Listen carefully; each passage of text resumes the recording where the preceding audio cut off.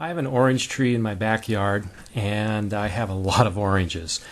I also get kidney stones, and I had heard that making fresh squeezed orange juice was a good way of possibly keeping kidney stones from forming. I'd heard this about lemons too, or lemon juice, but I decided since I got an orange tree, I might as well go with that.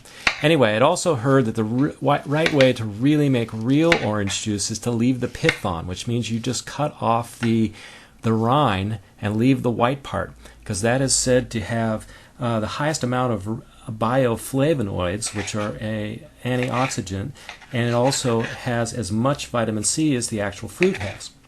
You can see I've got a lot of pith on my particular oranges that stays on there. There's also fiber in that. How much of that goes through the green star and actually ends up in the juice, I don't know, but the juice does end up looking kind of creamy colored as compared to clear. The green star is a really robust juicer. It grinds up oranges quite well. It is a twin gear juicer, and it doesn't rotate very fast. It has a smaller chute, so because of that, you have to cut fruit or vegetables down and prepare them. It does a great job though with oranges. You can see the gears down the side there kind of spinning against each other. Like I said, it produces kind of a creamy colored orange juice, and it does a good job of extracting the actual juice from the fruit, I feel anyway, because the pulp is pretty darn dry.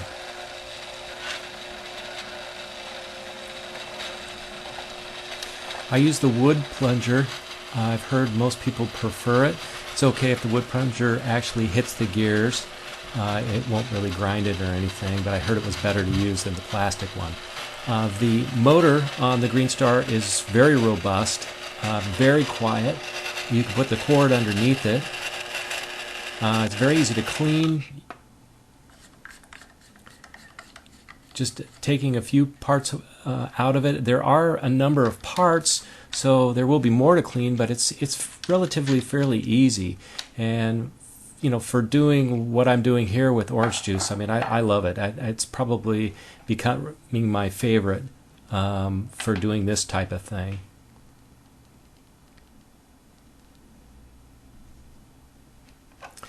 The gear housing there is surprisingly heavy. There does end up being some mess on the actual motor, but you just wipe that off with a sponge later on. So, and again, you can see that the pulp ends up being very dry. You can tell when I slap it on the counter. It's not too wet. And again, the juice looks thicker and creamy because that pith is in there. And like I said again, I don't know if this is going to keep me from getting kidney stones, but I'm going to test it out because I really don't want to get them again. And I got enough oranges, so I'm going to do this. I'm going to try it and we'll see. Cleaning the juicer is just a number of steps. I mean, like I said, there are a lot of parts to it, but the parts are small and it goes fairly quickly.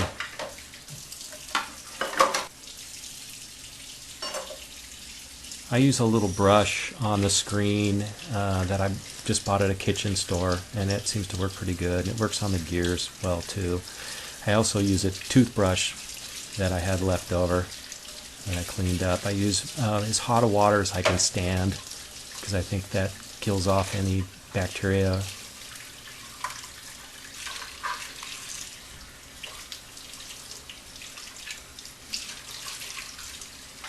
You do need a kind of a toothbrush or something to get at some of the little angles and parts in it, but at least they're manageable. They're not giant parts.